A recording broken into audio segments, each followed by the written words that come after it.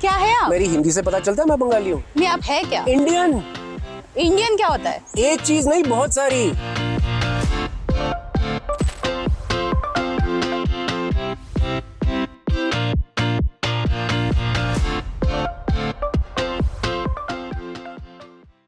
Hello and welcome to Money Control. Today we have with us Diwakar Banerjee, whose film Tees is being screened at Dharamshala International Film Festival 2024. Diwakar needs no introduction. He's one of those few Indian directors who can give Hollywood a run for the money. No. No, we'll talk about that. When Netflix shelved Tees, what was the mind space or head space you were in? Like गुस्सा था, frustration था, क्या emotions थे? सारे. गुस्सा, frustration, depression. और उस time में मैं पता नहीं चल रहा था, लेकिन मेरी दोनों बेटियां कह रही थी कि पापा यू आर ऑलवेज एंग्री। फिर थेरेपी चालू की, फिर ठीक हो गया थोड़ा सा। Right. And did you also pour that वो frustration into LSD too? जरूर गया होगा, लेकिन LSD2 का कथानक दूसरा था और LSD2 सिंगल एक्सपीरियंस नहीं था। LSD2 एक कलेक्टिव एक्सपीरियंस था।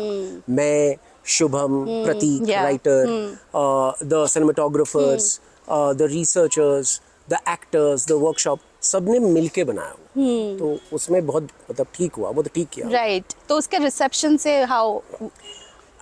अभी इतना फर्क नहीं पड़ता है, Right. क्योंकि आपको पता है कि कौन सी फिल्मों का क्या असर होता है और वो किस लिए होता है, वो पता चल जाता है। और जब आप अनऑथराइज्ड इंटरनेट मीडिया में देखते हैं और देखते हैं कि आपकी फिल्मों के बारे में क्या चल रहा है, जब आप लेटर बॉक्स पढ़ते हो, जब आप दूसरे साइट्स पढ़ते हो जो ऑथेंटिक ऑर्गेनाइज्ड मीडिया का मतलब वो नहीं है, तो पता चलता है कि जहाँ पे हिट करनी चाहिए वहीं पे हिट कर रही है। फिर दूसरी बात, जिन जिन लोगों को फिल्म देख के बहुत गुस्सा आता है, बहुत विचलित हो जाते हैं, उससे भी पता चलता है कि फिल्म हिट कर रही है। क्योंकि ट्रांसफोबिया, गे फोबिया, क्वेयर फोबिया हमारी रग रग में बसी हुई है। तो अगर आप उसी के सामने एक ऐसी फिल्म रखें जहाँ पे दो कैरेक्टर्स ट्रांसजेंडर हैं और उनकी लाइफ में ऐसा कुछ नहीं हो रहा है जहाँ पे आप देख सकें कि अरे ये तो विक्टोरियस हो गया, ये हो गया, उनकी लाइफ में वही हो रहा है जो दूसरे लोगों की लाइफ में होता है, तो फिर ये शायद पचाना मुश्किल हो जाता है। लेकिन धीरे धीरे मेरी सारी फिल्में शुरू में थोड़ी लड़खड़ाती हैं और फिर धीरे धीरे 2-3 साल के बाद हाँ आपने वो फिल्म बनाई थी, आपने वो फिल्म बनाई थी। घोसला जब आई थी थिएटर में आई थी, अच्छी रिसीव हुई थी, लेकिन चली गई। लेकिन घोसला जो आप जब बात करते हैं वो अगले 4 साल 5 साल 6 साल टीवी में चल के चले। वही लकी, LSD, सारी फिल्मों का यही हुआ कि जब शुरू में आती हैं तो थोड़ी सी घबराहट होती है कि ये क्या आ गया, और उसके बाद धीरे धीरे उसकी एक्सेप्टेंस मिल जाती है। लोग अभी भी घोसला वही लकी वही दिवाकर को याद करते हैं जी। सो Diwakar has also, unlike any other filmmaker, has had a decadal evolution. Her decade कुछ, it's a new Diwakar that we are seeing on screen. Yeah. So, and would you say आप उनके league में who hate the films they've made in the past, they don't watch it? मैं league का पता नहीं, मेरे को इतना पता है कि एक फिल्म बन जाने के बाद उस फिल्म की गलतियां इतनी दिखनी चालू हो जाती हैं कि आप चाहते हो कि आप उससे अलग हटके कुछ करो और कुछ नया करो। दूसरी बात है कि फिल्म को बनाने में 2 साल लग जाते हैं। अब क्या है, 2 साल में आपने फिल्म बनाई, स्क्रीन प्ले से लेकर खत्म, जब तक वो 2 साल में आप भी तो ग्रोथ होगी ना आपकी।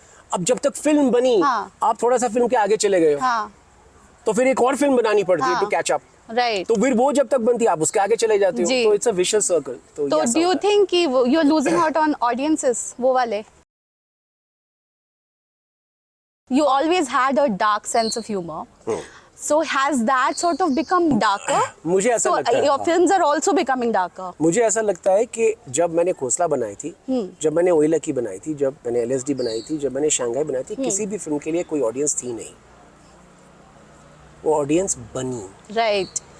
वो ऑडियंस बनी क्योंकि वो फिल्म बनी। अभी मुझे फिल्म बनाने के आगे कुछ नहीं आता है, और मैंने ये सीख लिया कि फिल्म बनाओगे तो ऑडियंस बनेगी, आज नहीं तो कल। अच्छा। तो मेरा सीन ये है कि ये फिल्म बनाओ, आगे चलो, अगली फिल्म बनाओ, आगे चलो, अगली फिल्म बनाओ, आगे चलो। डिपेंडिंग ऑन फिल्म हिट होती है या फ्लॉप होती है या इंटरमीडिएट होती है, आपका बजट चूज करना पड़ता है कि पहले 10 रुपए बनाई थी, अभी 6 रुपए बनानी पड़ेगी। तो ये इसके आगे मुझे पता नहीं एक्चुअली कुछ।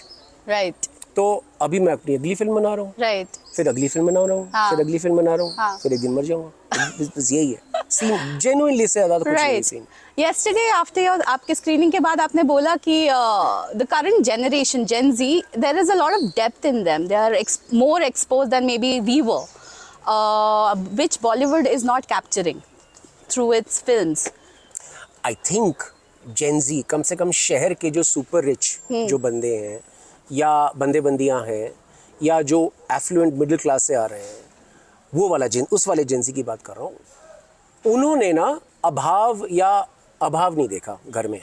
उन्होंने घर में गरीबी नहीं देखी. तो क्या हुआ कि उनके अंदर गिल्ट कम है और उस गिल्ट वो जो गिल्ट नहीं है तो उसके चक्कर में वो सीधे सवाल पूछते हैं. जब मैं अपनी बेटी को बोलता हूँ कि तुम अपना प्लेट लेके जाओ किचन में रखो तो बोलती है भैया तुम क्यों सर्वेंट को बुलाते हो. मैं कहा मैं तुम्हें प्रैक्टिस दे रहा हूँ. तो मैंने कहा तुम प्रैक्टिस देके क्या होगा. I will always have a servant. तुम्हें कैसे पता. तो you will always have a servant. Entitled. तो entitlement they don't feel entitled. It's normalcy but they're asking. Right. So I also think that Gen Z because of social media and because of understanding themselves थोड़े से अपने से हमसे आगे हैं. हम 90s में 2000s में हमें अपने बारे में इतना पता नहीं था. We had to find it out by making mistakes. But अभी Gen Z को कुछ पता है कि क्या हो रहा है उनके साथ क्या नहीं हो रहा and they are clear. Right. लेकिन ये बहुत ही छोटा तबका है. हम जेंजी करते रहते हैं इंडिया में. वो जेंजी वो वाले जेंजी जो ये सोचते हैं they're as much a minority as you could ever imagine. The larger Indian youth जो छोटे शहरों में अभी भी सेक्सुअली रिप्रेस्ड है, अभी भी उनको नौकरी नहीं है, काम नहीं है और जो फिल्में देखते हैं अंदर एक अजीब सा एक अकेलापन होता है उसको मिटाने के लिए फिल्में देखते हैं. वो अभी भी उसी तरह फिल्में देख रहे हैं जैसे आज से 20 साल पहले इंडिया देखता था फिल्में. Right. वो बदला नहीं है. Right. बट ये बोला जा रहा है कि हॉलीवुड में दे आर सेइंग कि content has killed cinema and something similar is happening in Bollywood also.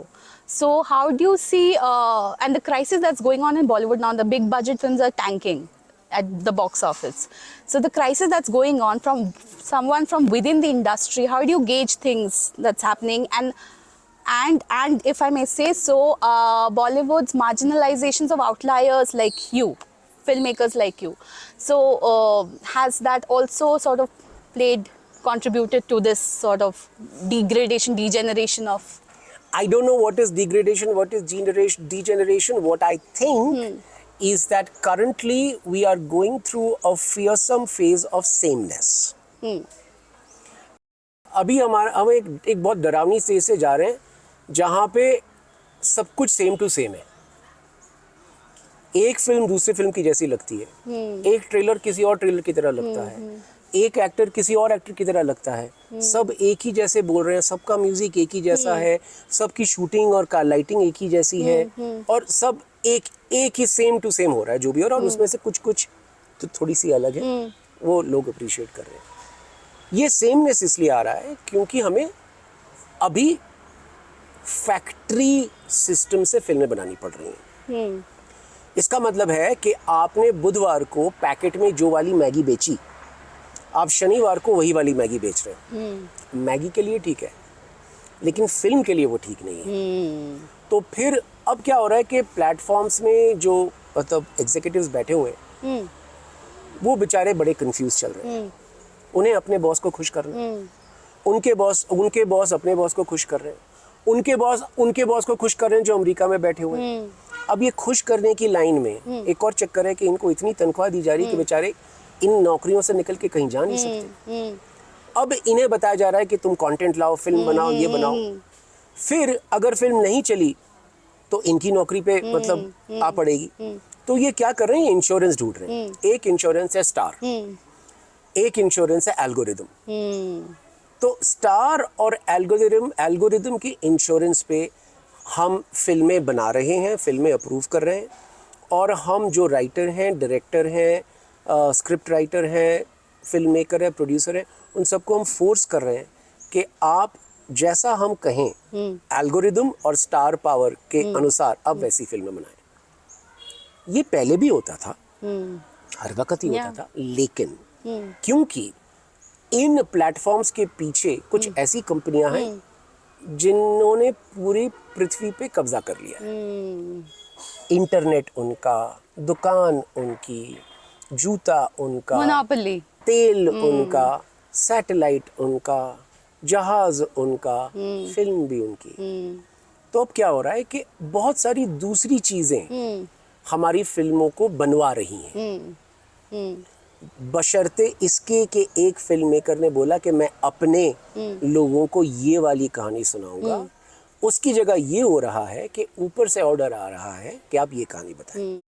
Single theatres बंद हो गए, मल्टीप्लेक्सेस आ वो गए, हमने but अपने still, पैरों पे कुल्हाड़ी मार ली है, क्योंकि जब हमने लिबरलाइजेशन और ज़्यादा अमीर और ज़्यादा मतलब वेस्ट की तरह होना चाहा, तो हमने मल्टीप्लेक्स बना लिए। मल्टीप्लेक्स में एक एक टिकट की कीमत है 500, 600, 1000, 1500, और हमने मार ली अपने पैर पे कुल्हाड़ी। अभी आप बता रहे थे कि आपने खोसला का घोंसला सिंगल स्क्रीन पे देखी थी। आज खोसला का घोंसला अगर रिलीज हो, कुछ नहीं होगा। आज खोसला घोंसला रिलीज ही नहीं हो सकती। आज ओएला की रिलीज ही नहीं हो सकती। एलएसडी तो भूल ही जाओ। right, so you made your peace with it. I think I will never make my peace with it. That is the मजा ना। Right. अभी तो मेरा एडिक्ट बन चुका हूँ। अभी तो मेरे को मतलब फाइट करने में बहुत मजा आता है। हाँ। और बार बार हाँ, यही पूछना था मुझे कि do you see yourself as an agent provocator or a moralist? I see myself as damaged and partially insane because You're a microcosm of the society. हाँ, Society भी ऐसी है, बिल्कुल, समाज बिल्कुल, ही जब तक ऐसा मैं है। अपने आप को पागल और अंधा नहीं मानूंगा, हाँ। तब तक मैं ये समझ नहीं पाऊंगा कि मैं समाज के साथ हूँ। हम पागल हो चुके हैं, हम अंधे हो चुके हैं, हम बहरे हो चुके हैं। हम जो सामने दिख रहा है वो नहीं दिख रहा, हम अनदेखी कर लेते हैं। I call it the great project of unseeing. Right. तो मैंने भी अनसीइंग करना चालू कर दिया। Right. मैं भी अब अनसी करता हूँ, कौन मुझे क्या कह रहा है। हाँ। मुझे मेरा काम ये है कि जितने सस्ते में हाँ, फिल्म बना के हाँ। निकल लो पतली गली से। You had just had a session on postmodern, post-truth time में movies कैसे बनाए। ये संक्षेप में आप बताइए कि how do you make movies, because you know truth itself is being contested now. Artist तो काल्पनिक दुनिया बनाती है। So for as an artist, what is truth? As an artist truth is जो आपने परख लिया है, रिसर्च कर लिया है, देख लिया है और डंके की चोट पे कह रहे हो।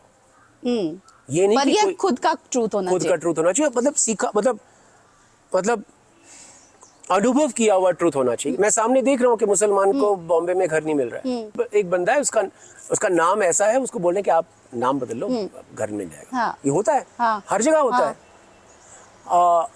तो मैं ये बोल रहा हूँ कि ये अगर देखें और ये अगर सिंपली समझ लें और सिंपली बोल लें विदाउट मेकिंग देखो ये हो रहा है, तो फिर वो करेक्ट है। ठीक है। एक और एग्जांपल होगा कि अगर आप ट्रांसजेंडर हैं तो आपको सेक्सुअलाइज किया जाएगा। मेरे एक एलएसडी के दर्शक ने बोला था, आई सॉ योर फिल्म। अरे आई हैव सीन। तो ये भी है। अब यहीं पे बनानी है फिल्म और मैं डैमेज हो चुका हूँ। मुझे अब यहीं पे खुजली करनी है। राइट। और मुझे यहीं पे अभी ट्विस्ट करना है कि देखो देखो देखो देखो ये हो रहा है, ये हो रहा है। हाँ। साथ में मैं एंटरटेनमेंट भी करूँगा। लेकिन जो मुझे कहते हैं कि खोसला का घोंसला के लिए आप फेमस हैं, वो गलत कहते हैं। मैं खोसला का घोंसला के लिए नहीं फेमस हूँ। मैं खोसला का घोंसला, ओएला की, एलएसडी, शंघाई, बॉम्बे टॉकीज, ब्योमकेश बख्शी, संदीप और पिंकी फरार, लव स्टोरीज, स्टोरीज 30 और LSD 2 के लिए फेमस हूँ। राइट। अगर मैं खोसला घोंसला बना के मैं 4 और खोसला घोंसला बनाता तो आज मैं वो वाला फेमस नहीं होता जो मैं अभी हूँ। राइट। मेरे पास पैसे शायद ज्यादा होते हैं, लेकिन ये चीज नहीं होती। एब्सोल्युटली। तो you left Byomkesh Bakshi open ended. Sequel बनेगा? कोशिश तो है, कोशिश तो है। अब वो you'll miss the man. Miss Sushant, but कोई ना कोई आ जाएगा, वो ठीक है। लेकिन वो बात वो नहीं है। बात ये है कि थोड़ी सी पीरियड फिल्म में पैसे ज़्यादा लगते हैं। ठीक है।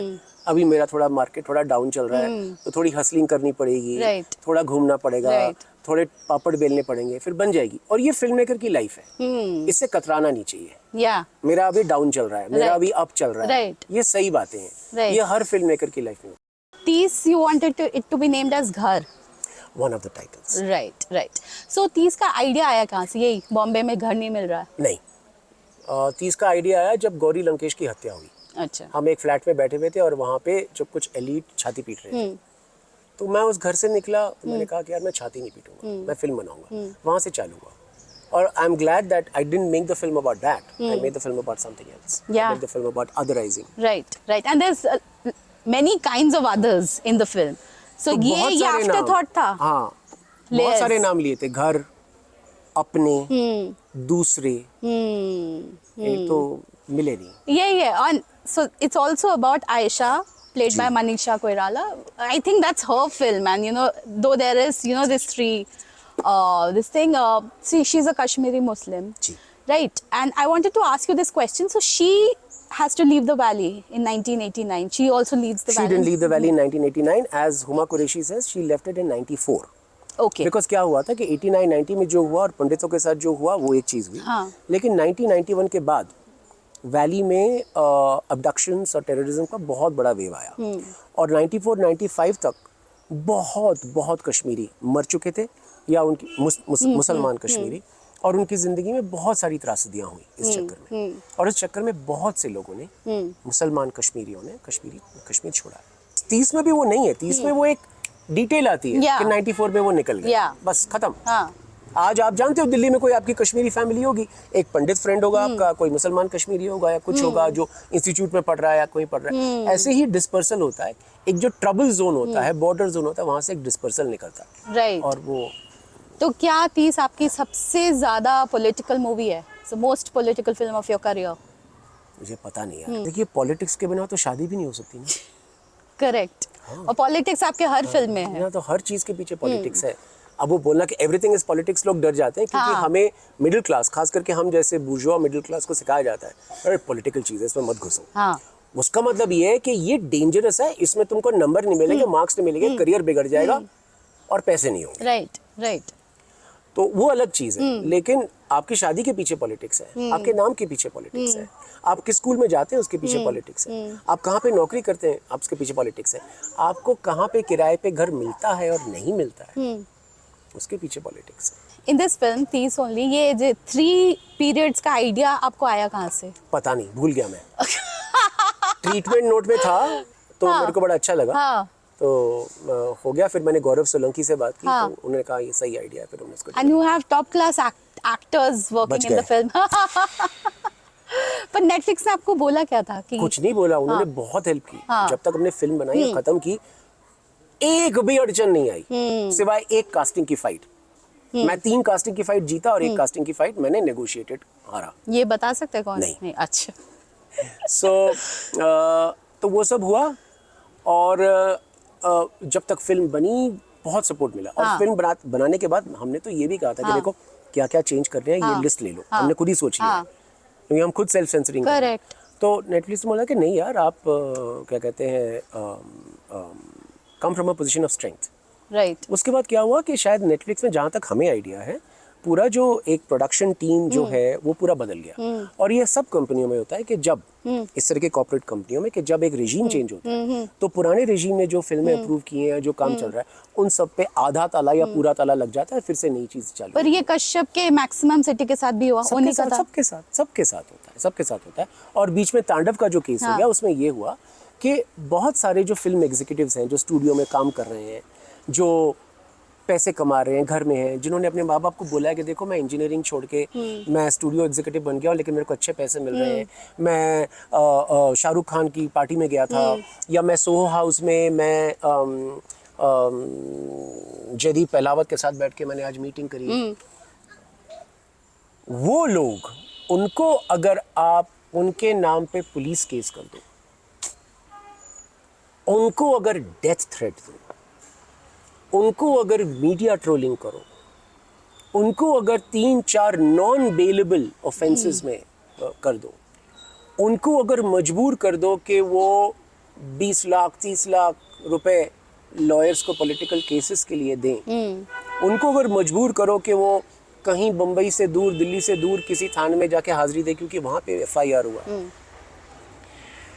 अब एक बंदा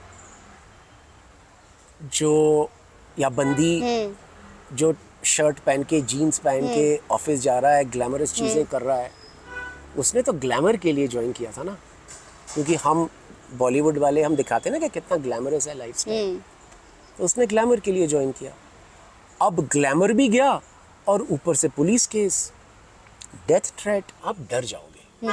उसके बाद क्या होता है कि वो सेल्फ सेंसरिंग चालू हो जाती है, और ये बहुत अच्छा पैंतरा है, बहुत सक्सेसफुल पैंतरा है। लोग खुद ही सेल्फ सेंसरिंग कर ले, लेकिन आर्ट का तो काम ही है संस्कारों के साथ खेलना। कहानी तो इसीलिए कहते हैं हम, ताकि नए संस्कार बने। रामायण महाभारत जब लिखी गई थी तब वो नई कहानियां थी, उसमें से नए संस्कार आए।